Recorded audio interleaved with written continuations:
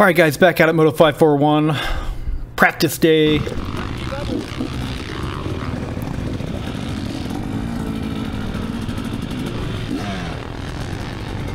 It is July 12th, 2025, riding the 24 KTM 300 SX.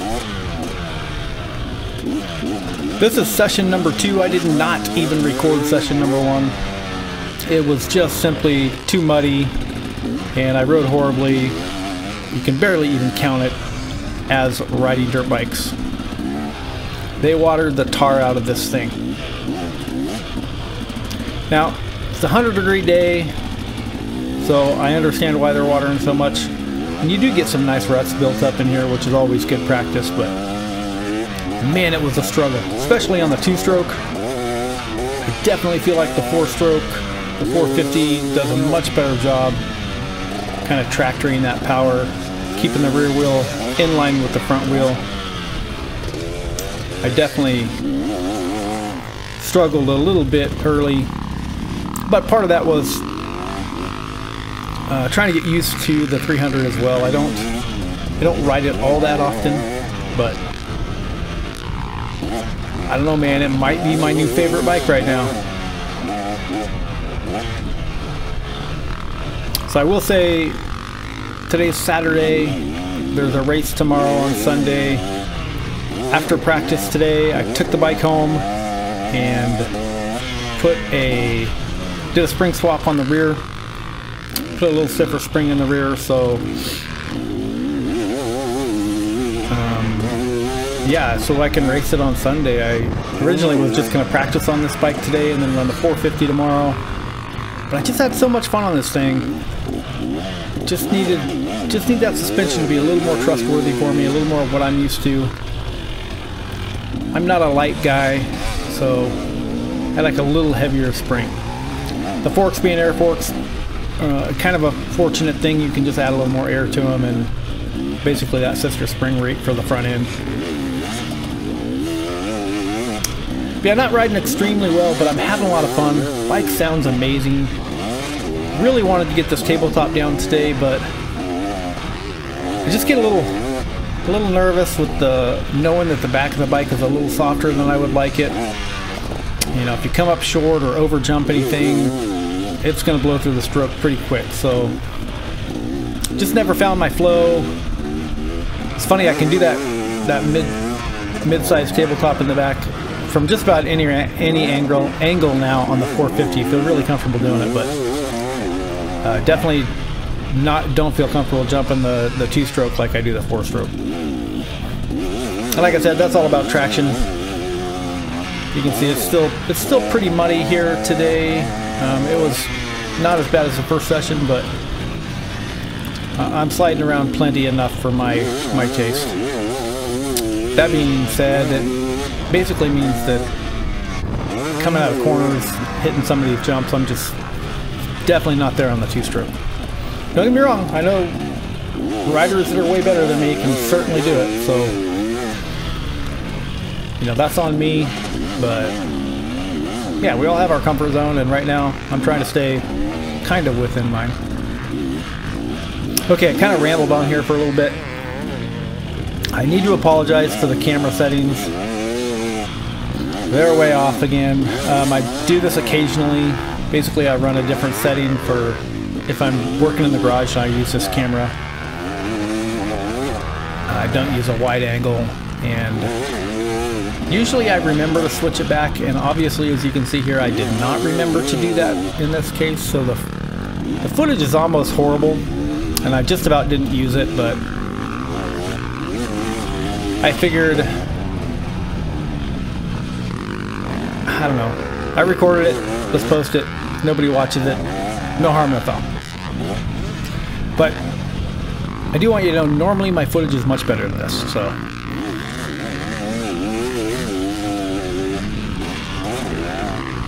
the 300 is a great platform. It's too bad that you can't race this in AMA sanctioned races with the 450 class. I don't know, I think it would be really cool to see more 2-strokes out there competing with the 450s. You know, the 450 has a lot of advantages. One of them being in conditions like this, I think it's easier to ride. You know, the two-stroke has plenty of power, but it's also pretty abrupt, so got to keep the RPMs up. Don't get me wrong, the people that know how to ride better than me have no problems riding two-strokes, but I definitely think it's a little more difficult, especially in these slippery conditions. Four-strokes definitely get better traction to the ground, more stable. That's the way it feels to me anyhow.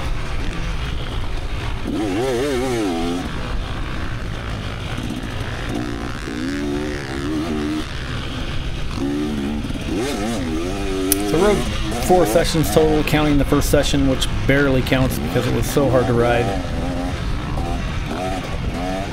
Took one session I rode my buddy's bike, his Gas 300, just to see how that bike felt. And after riding that bike, there was a huge difference between the SX and the Woods bike that my buddy has, which has great wood suspension on it. It's very good, done by Derek and NV2. It's awesome in the woods, but man, he rides that bike pretty good out here. My comfort level for jumping, you know, really any of these jumps, I just have to feel like the suspension is going to be there to save my ankles and my wrists. And yeah, this bike stock is much better suited, in my opinion, than his bike was. Now, it would have been possible to have made some clicker changes and maybe dialed it in, you know, closer to what I need it to be, but he rides it great. And I may post that video as well, just as a short little segment. We'll see.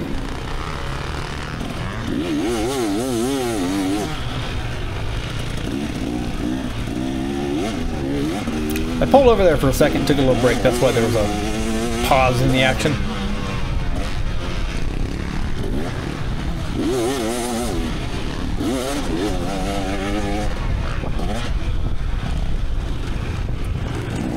Yeah, it was even difficult to jump the finish line jump. It was just so sloppy.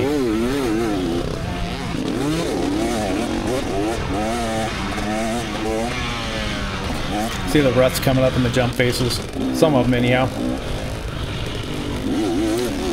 Like I said before, this track is not easy to ride, in my opinion. I ride here all the time, so I'm pretty comfortable here, and obviously I don't do all the jumps. It's just not my wheelhouse, not something that I place a lot of importance on. What I place importance on is having fun, having a smile on my face at the end of the day. But yeah, the track conditions today were pretty epic. It was a swamp through here. Like I found the line and pretty much stayed to that hard inside right line all day.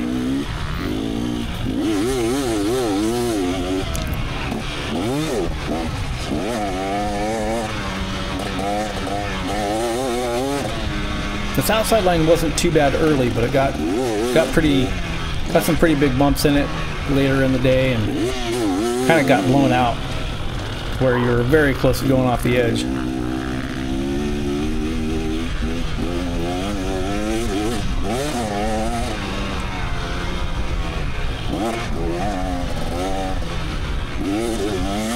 Yeah, this section in through here, a lot of different ruts and lines to pick from.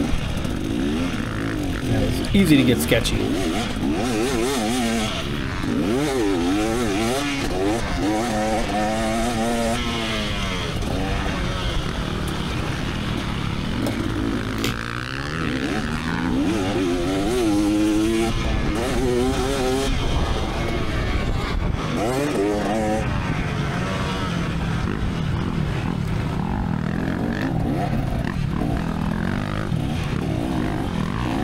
Trying not to follow in the same rut as somebody else. Just not good practice, I guess, to follow.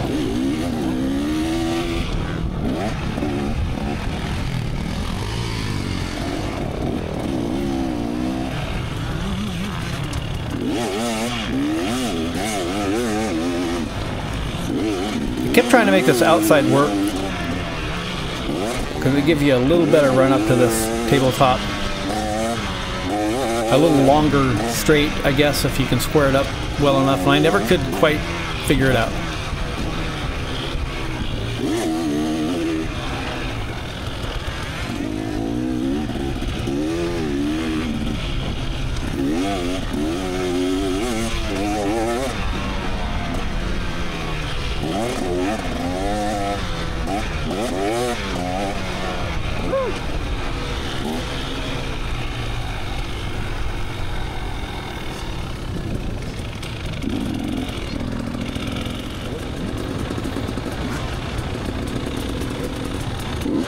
So this is the final practice session of the day. The track has dried out and came around nicely. You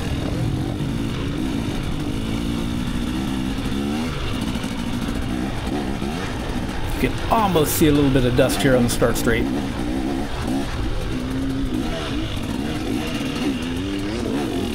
So I almost tip over here, getting caught up in a rut.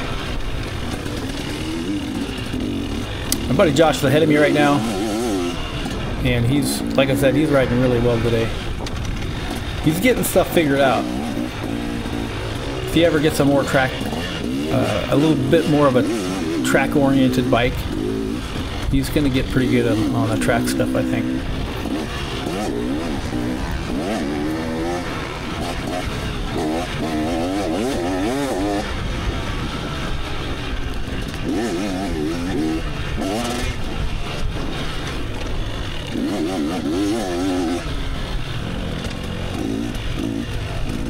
Josh putting down a heater right now.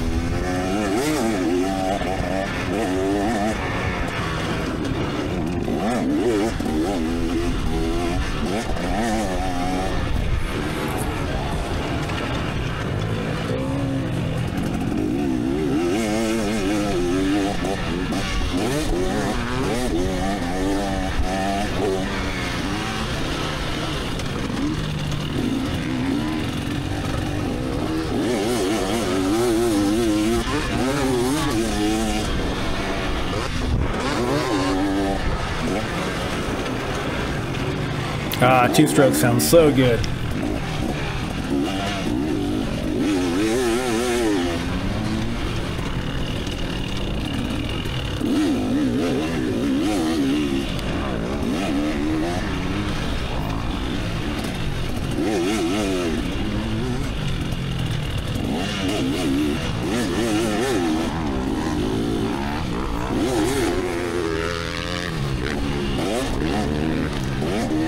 See, I got the speed to do it. I just need to commit to doing it.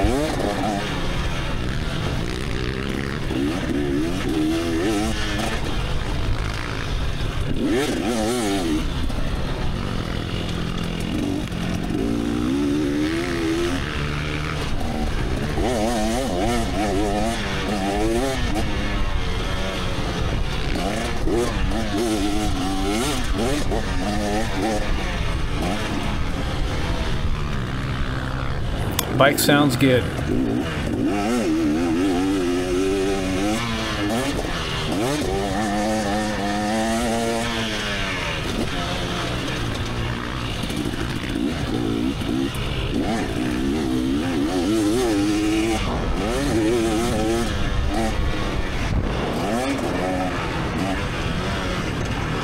My old man scrub getting it done. I did not even think about doing the big triple there. Not on this bike.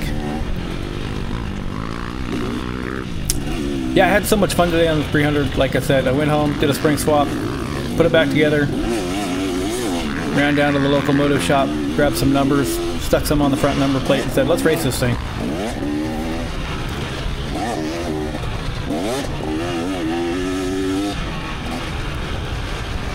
And I will say the bike, I was much more comfortable on the bike with a little more spring in the rear, so it helped a lot. Still have to tweak the clickers a little bit and kind of dial things in, but I was able to get it comfortable.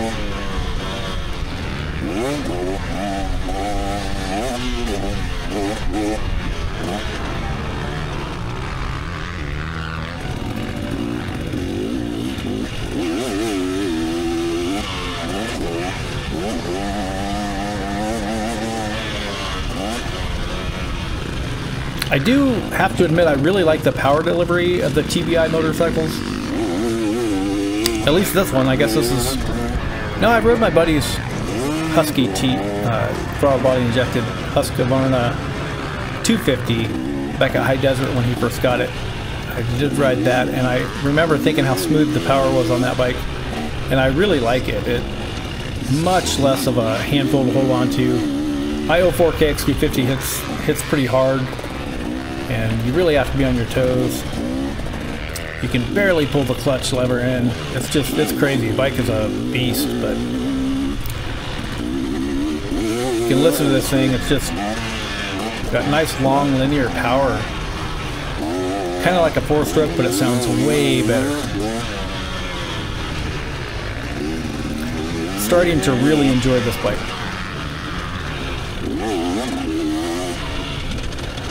Bike turns really well. And I know if I can get that suspension dialed in a little bit more, it'll be even better.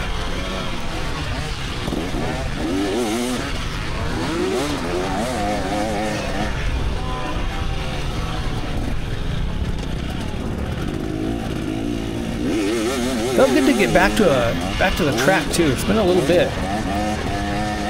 Had a bit of a hiatus from track riding. Been doing a lot of stuff on the T7. Did a little bit of woods riding last weekend. Just haven't felt like traveling a whole lot right now. Keep a little bit of money in my pocket. I'd like to get back up to Albany on this bike, especially with the spring swap, and just play around out there and have some fun. Of course, I haven't made it to Happy MX either. I'd like to get out there, but this track is so close to my house. How can I pass up a track day at Moto541? I have to admit, the dirt has really come around here. You know, as much as I complained a little bit about the wood chips they always add to the track, I think that wood is breaking down, and whatever they're adding to the track is really, it's starting to become much better than it has in the past. They haven't put as much wood down this year as they did in the past. It used to be you'd come through and there'd just be sections of wood, and the bikes would kind of till it up, get it into the dirt. But yeah, those wood chips are slippery.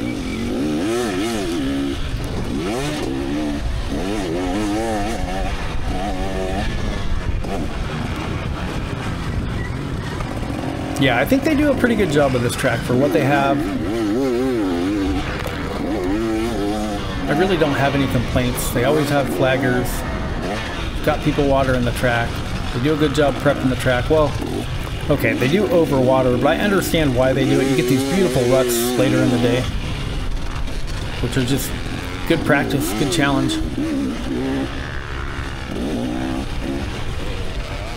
That's why I usually kind of skip the first session and just kind of let it dry out a little bit, let the other guys find some lines.